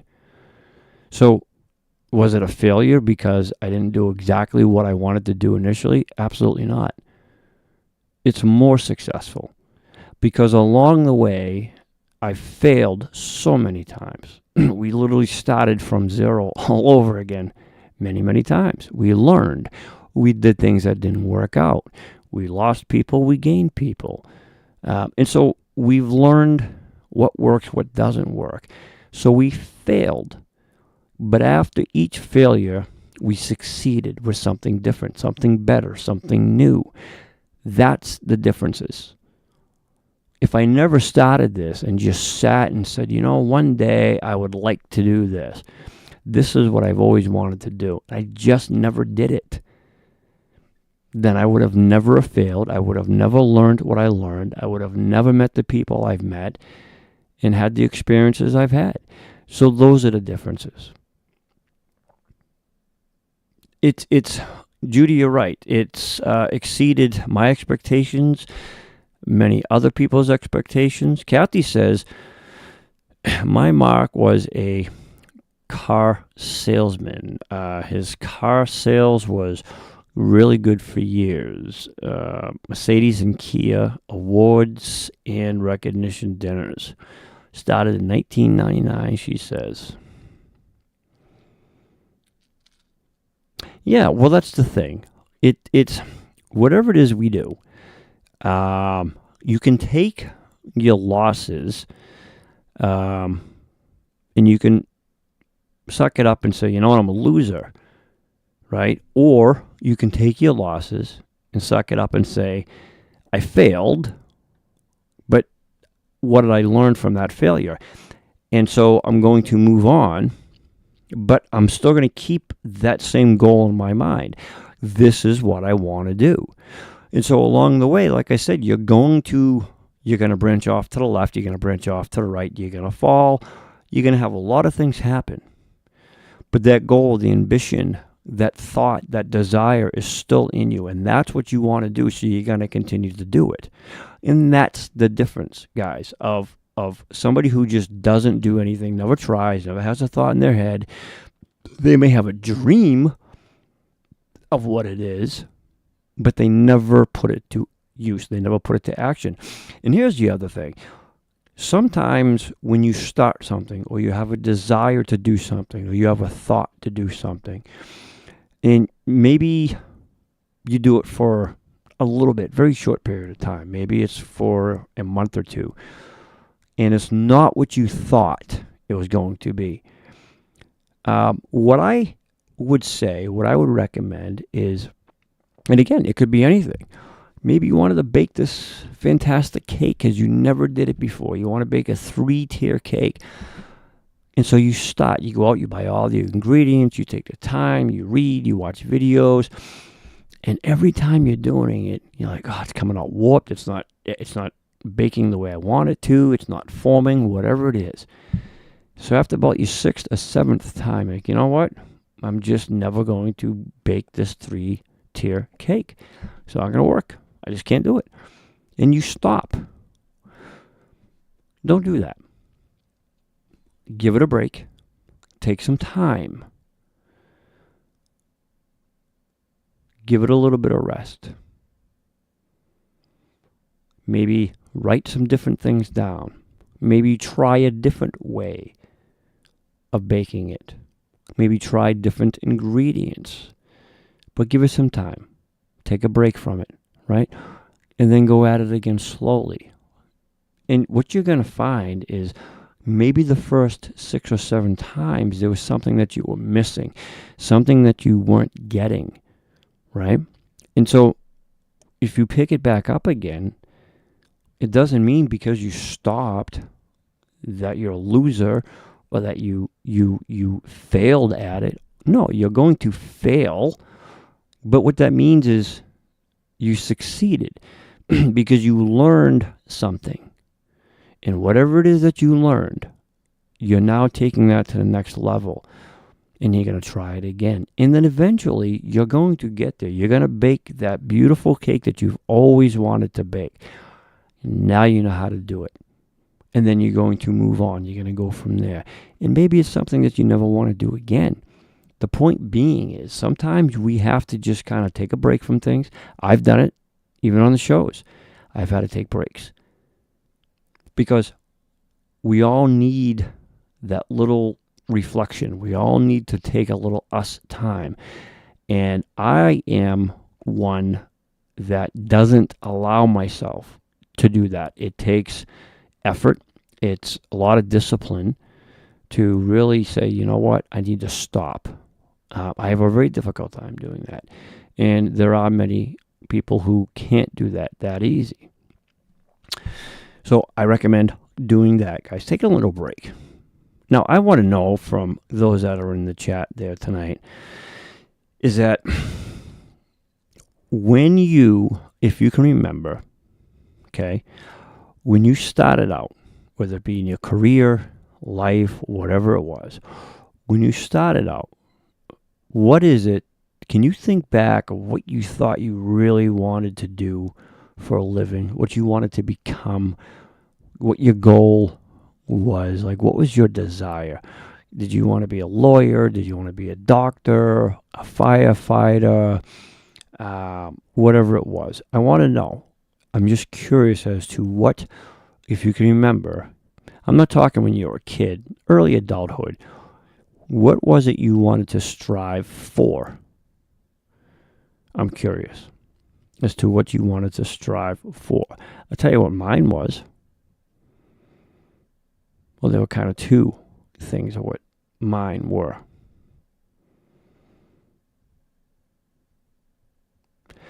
My first one was I love law, so I wanted to be an attorney. So I studied law for a long time. I worked in several law firms for a long. Many of you know that, but I studied. And so the other one was a professional singer. Believe it or not, I know it's hard to believe. Judy, Eagles Flight, says she wanted to be a nurse. Judy, she wanted to be an attorney. Okay, so we have one that wanted to be a nurse, one that wanted to be an attorney, a lawyer. So Judy, when you wanted to be a nurse, did you ever go to school? Did you ever study? Did you ever do like any side activities or take a job in healthcare or something of that nature? I'm just curious. So you worked in senior homes. Okay. And then how long after did that desire just kind of go to the wayside? I'm just curious. Was it like years down the road you just said, this is something I really don't want to do anymore. This is something that's just, it's not my bag. And if so, you don't have to if you don't want to, but I'm curious as to, if so, what deterred you from that? What was the reason for that? While Judy, Eagles Flight's thinking of that, Jude says she was talked out of becoming a lawyer by a friend, excuse me, who was a lawyer. She says nothing got too much more with people in community and did paralegal work. Okay, so she was talked out of it by a friend, and Eagles Flight Judy says no, had to look after her mom who was blind, so she gave it up. Okay. So right there, both Judy's, Eagles Flight and Jude's, one had to kind of give up her passion at the time to take care of her mom. Okay. The other kind of was talked out of it due to a friend for whatever reason or the other. Let me ask you both this then. Do you regret, you don't have to get into detail, but do you regret the success and life per se? Like your above successes in life now, your happiness, your family, the ones you love. Do you say, you know what, if I could, I would give all this up, go back to do what I wanted to do? You don't have to answer, but I'm just curious. And I'm going to tell you why I asked that. So one wanted to be a nurse. The other wanted to be an attorney. One had to give it up due to family. She had to take care of her mom. And the other kind of got talked out of it. Jude says, my friend talked me out of being a lawyer because she had only seen people at the worst time of their lives. So she did social work and hated studying it as she found too many hypocrites in the field. Okay, so in her case, Jude's faced the reality of what she thought was to be that there were a lot of hypocrites. I don't disagree as far as law goes. That, to be honest with you, is kind of why I walked away from it, truth be told, as far as that goes. But her friend, I think, had some influence with that. And then the other Judy says, no regrets. She loves her life. Okay, Jude, what about you? If you could give everything up right now, your association, your loved ones, all that stuff, everything that you have, doesn't mean material, but everything you have now with the people, the places, all of everything you've experienced and what you have, would you give that up, right, if that's truly what your passion was? Judy Eagles Flight says she doesn't have any regrets. Okay? She loves her life and the way it is now. The reason I asked is because I feel the same way. There were two things. One was to be an attorney. The other was to be a professional singer. Both fields, they're very, in my opinion, they're very hypocritical, dirty, undermining. Law isn't what I thought it was. And the representation of it, I thought it was anything but what law should be. The professional singing, very corrupt, very dishonest. And so those were things that I didn't want to be any part of. And would I give up anything now as far as the people, the associations, things I have experienced? Absolutely not. No. And she doesn't live in the past. Jude says, I still would have liked to be a lawyer, but it is what it is, so I learned other ways to help others with legal issues and working in the community. See, and then Kat says, me too, no regrets, except I wanted to be a singer. My parents had different ideas. So all of us, Jude, when I look back now, I'm happy with how my professional life turned out. So all of us, we all have a lot of those same thoughts. We all went through the same struggles, but just different aspects of it. What are those same struggles? There was a confliction, whether it's taking care of family, whether it's a friend or your experiences, whether it's influence and this is the way it's going to be by parents or family. Either way, the reason I ask that is because when you look at your life as a whole, right, if you're happy with where you are, with who you are, then it's successful. You're a success. So remember what I said earlier, sometimes when you're starting out and you have a destination, you have that goal, that this is what you want to do, this is where you want to be. You may not end up at D. You're going to go to B. You're going to stray off to C, but you're going to find yourself at E. D was your ultimate path. A nurse, an attorney, a professional singer. But guess what? You skip right over it and you went to E. And so that's where you are now. And so you're happy, you're content with it. Does that mean that you failed? No, absolutely not. That means you succeeded. Just because you didn't do whatever your initial ambition was, it doesn't mean that you failed. You were failing at succeeding, if that makes any sense. It doesn't mean that you are a failure. If you're not a failure now, that means you weren't a failure then because you started off somewhere. You had a plan. But the principle changed. Your plan never did. Many people, when they start off, even if they have a plan, the one thing that sets them aside from that very success that you all just described is they're here at this point now. Okay, but like I mentioned earlier, what they did along the way to get there, they're always going to be a failure. Because they're never content. Enough is never enough for them. They're never happy with what they have. They hurt others along the way, manipulated, and did whatever it took to get to where they are. So those are the differences.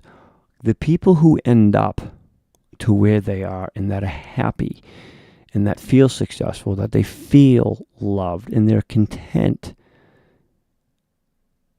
those are the people with true hearts. Those are the people who are humble. Those are the people that not only respect themselves, but they hold a high regard for others, and they also respect others.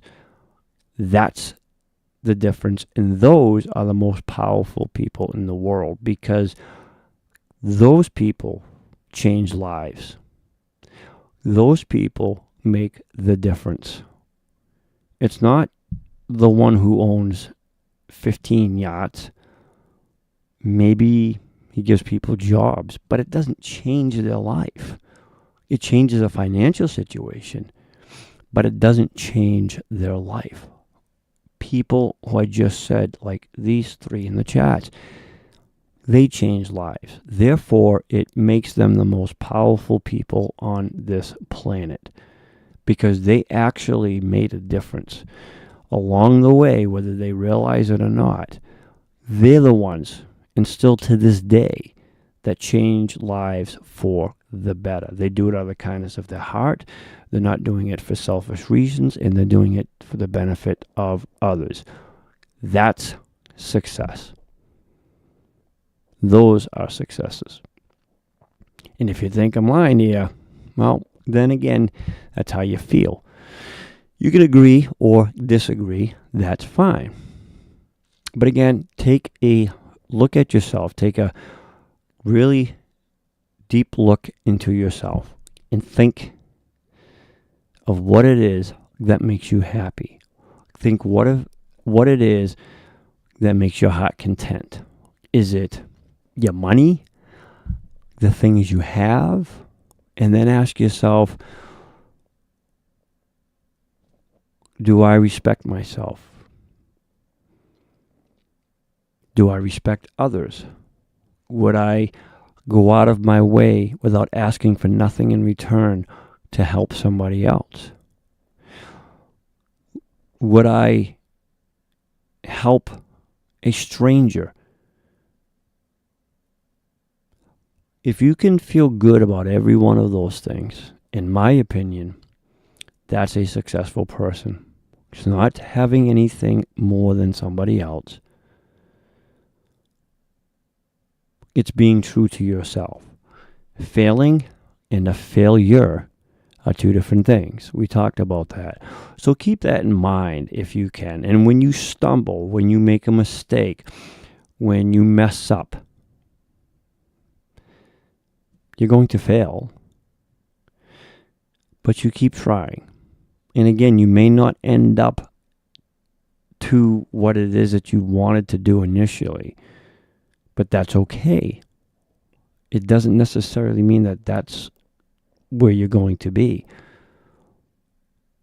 Just think of all the things you've learned, all the people you've touched along the way, all the people who've touched you along the way, all the experiences you have. What if you never, ever failed at anything? Now, we're talking in an imperfect world, imperfect people, imperfect situations. We're not perfect. We all know that. But let's pretend for a second that we never, ever, and I know it's hard to do. It's like counting the stars, right? But let's pretend we never, ever failed at anything, okay? You just never failed. You can't imagine it, because we do. So, think of that. Think of what I just said. You can't imagine it because we do. So if we do, if we automatically are born to fail, then if you're failing at something you're trying, why do you get upset with yourself? You know you're going to fail anyways. And that's my point. Somebody already puts that ahead of themselves and says, I'm a failure. I'm never going to make it. I'm never going to succeed in life. So why try? But if you accept that this is the way it is, that as good and as hard as you try and as honest as you are and as hard as you work, that it just at some point along the way, many times, you're going to hit that stumbling block. And if you understand that and if you accept it, then it's easier to pick yourself up. It's not saying that it's not going to hurt. It's not going to sting for a little bit. It won't set you back. But you're not going to beat yourself up to the point where you're never going to try again and you just give up. And that's the difference, guys.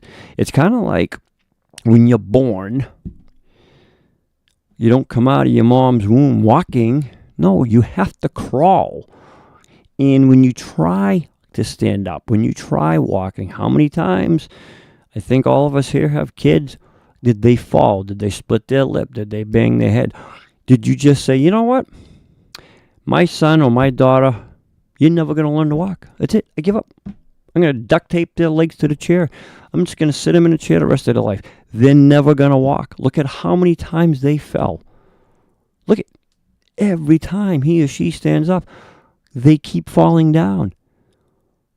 Well, give it time. Let them learn. You got to strengthen their legs, their balance, right? It's the same thing with us guys. We are still crawling. We are learning how to walk. Every time we take a step, we're still crawling. It doesn't change. Physically, it does. Metaphorically, it doesn't. We are still in the same process. We're still crawling. No matter how young, no matter how old. We're always going to crawl. We can never stand fully erected. It will never happen. We're imperfect. It's just the way it is. So if you keep that thought process in your head and you continuously tell yourself, you know what? That sucked. Yep, that's going to hurt. Or it's going to take me a while to get through this. Or it's going to take me a while to get over this. Or I don't know how I'm going to get myself out of this jam. That's the reality of it. But here's the good news. Success is more than everything I just said. The biggest part for me in life about success and about failing is the people I associate with, the people I have around me, whether it's a physical sense or whether it's people I talk to on the phone. When you surround yourself with good people, and you associate with good people. They don't have to be a Earl Nightingale.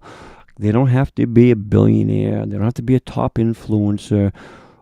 When you surround yourself with positive people, they're not always going to be positive as well, okay?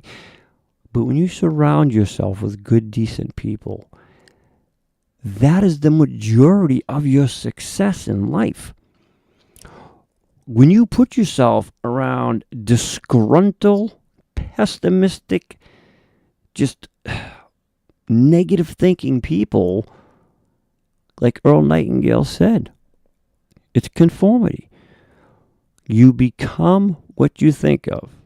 Henry Ford, the designer, maker, and owner of Ford, he once said that if you think you can do a thing or you think you can't do a thing, you're right.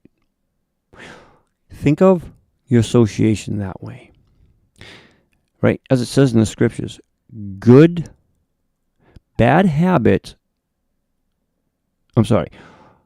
association spoils useful habits. So think of if you think you can't do a thing or you think you can do a thing, you're right.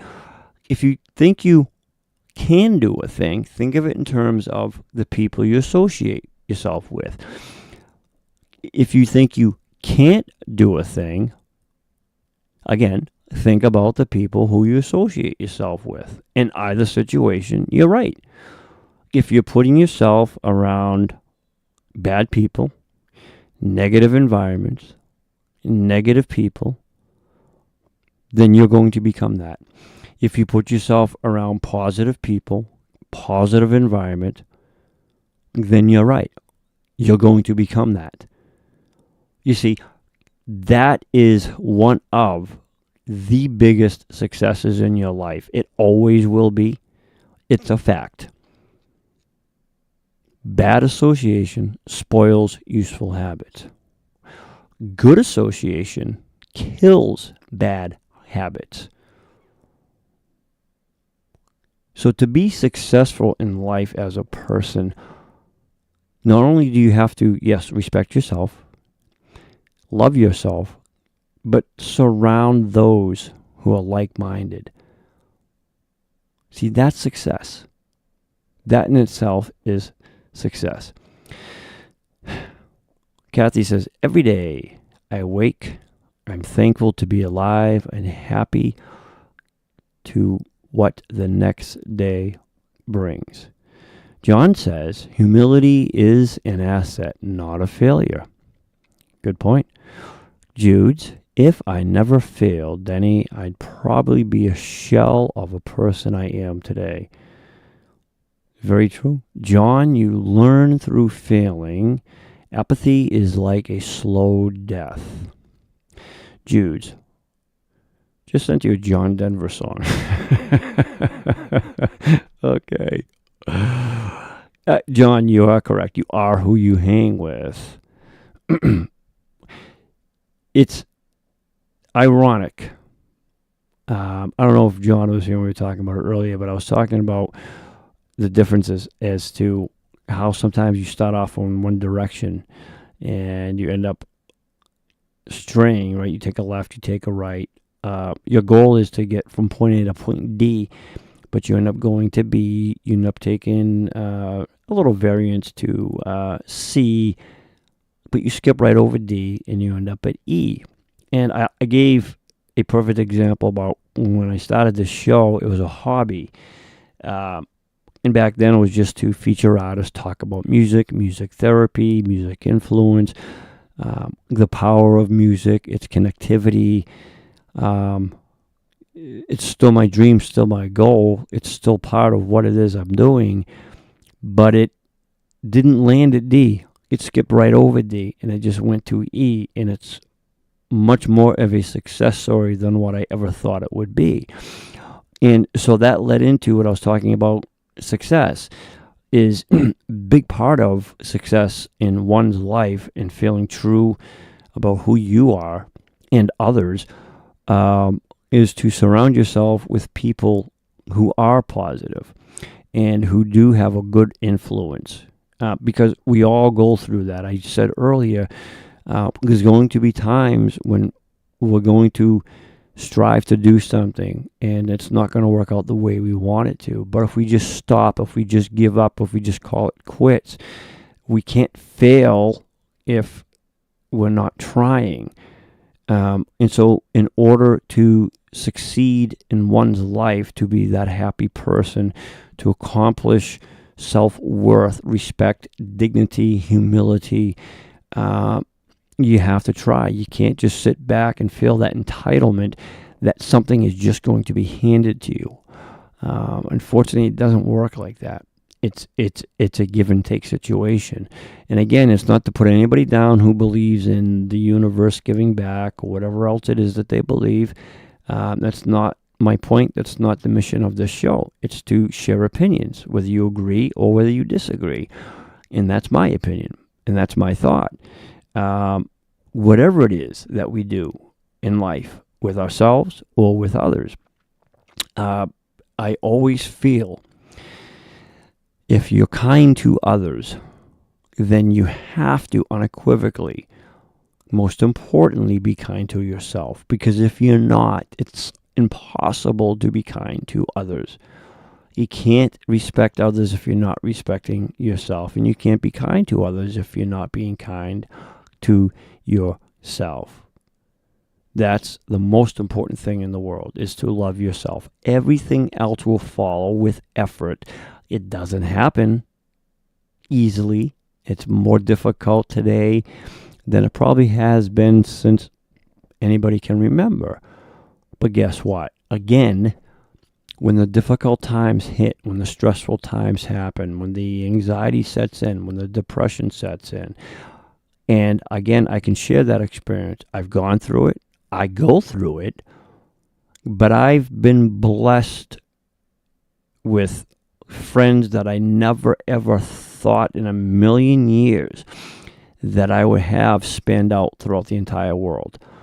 And again, it didn't start out that way. It started out as a hobby. But it has a trickle effect.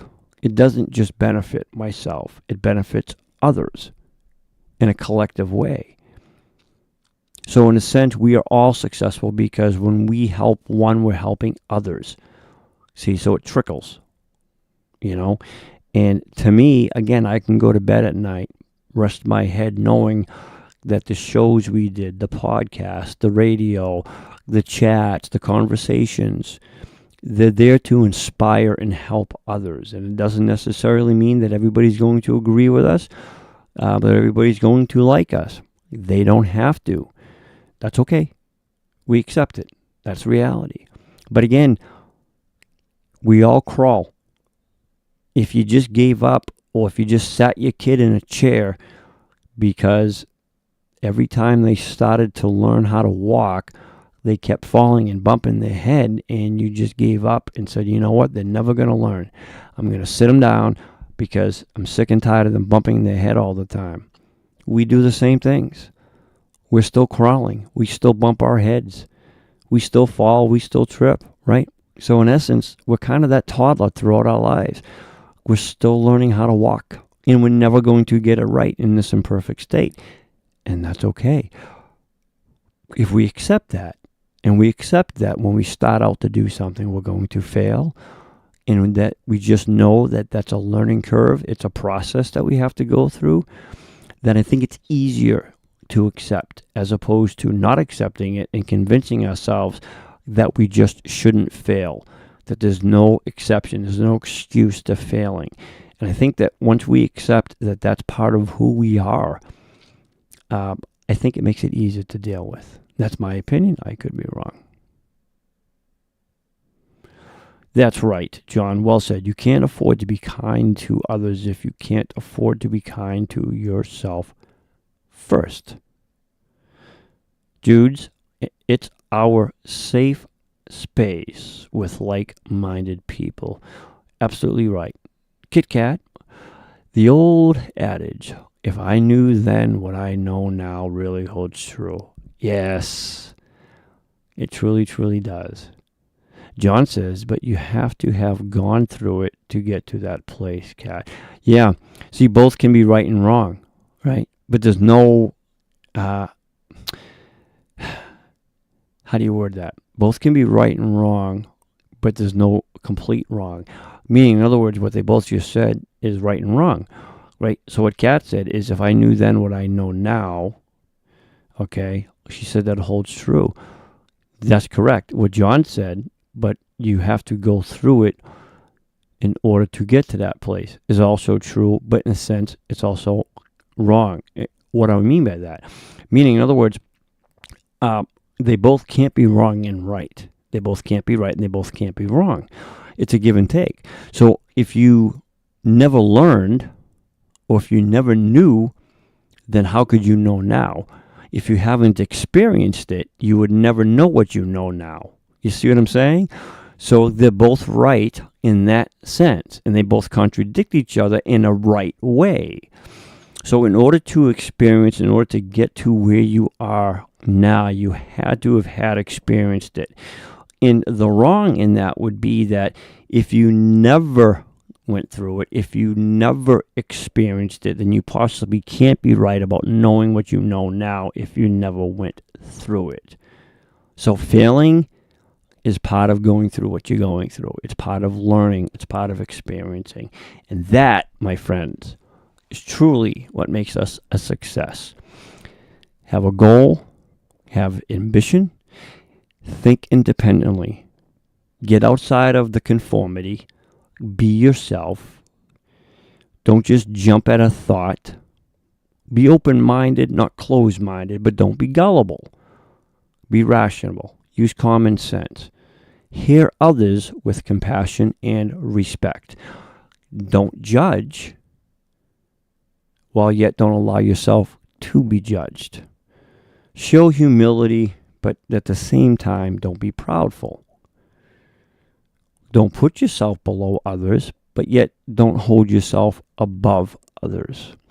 And I think with that, ladies and gentlemen, I hope that I've learned just from watching the chat, listening to what everybody had to say, that at the end of the day, truly what matters in regards to yourself is you, whether you have a faith or not, and also the people who you surround yourself with and that you have in your life. And at the end of the day, I really think as hard as things can get, you'll be okay. And trust me, I can thank many of friends, especially members, that I call and vice versa, and we vent. It may not solve the problem, but I think once you get it off your chest, once you release that fear, that anxiety, you can kind of get back on that road again and start again, right? And it doesn't wind the clock back for you, but it kind of helps you move it ahead a little bit, right? So with everything being said, ladies and gentlemen, I really appreciate you guys tuning in. With that, it is that time. It is 8 o'clock. I appreciate you guys joining me here for the next, these past 2 hours. Now, don't forget, Friday night, we have a very nice show for everybody. It's a live entertainment show with our featured members. And then Sunday is the DCG radio with Dr. Cool, that's me, and of course my beautiful co-host Kit Kat. And on Thursdays, typically, Judy Eagles Flight has the offline Zoom where it's pretty much members collaborate. They sing. Mainly, I think they like to sing karaoke a lot in the Zoom. But she sends out the email links. If you're not a member, you can sign up. It's dennycoolshow@gmail.com. Again, that's dennycoolshow@gmail.com. All right, so guys, I want to thank everybody for joining me. Thank you so much. And if you didn't get a chance to catch it live, you can always watch it after because all our shows are recorded.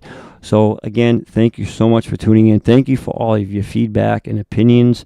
It's awesome. And I will see everybody Friday evening. And for all of those out there that know what I'm talking about, it's always members for members. And I can't tell you how amazed I am by that.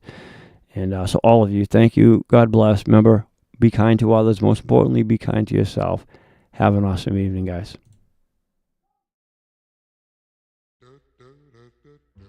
Good night, sweetheart. Well, it's time to go. Good night, sweetheart. Well, it's time to go. I hate to leave you, but I really must say, oh, good night, sweetheart. Good night. Good night, sweetheart. Well, it's time to go. Good night, sweetheart. Well, it's time to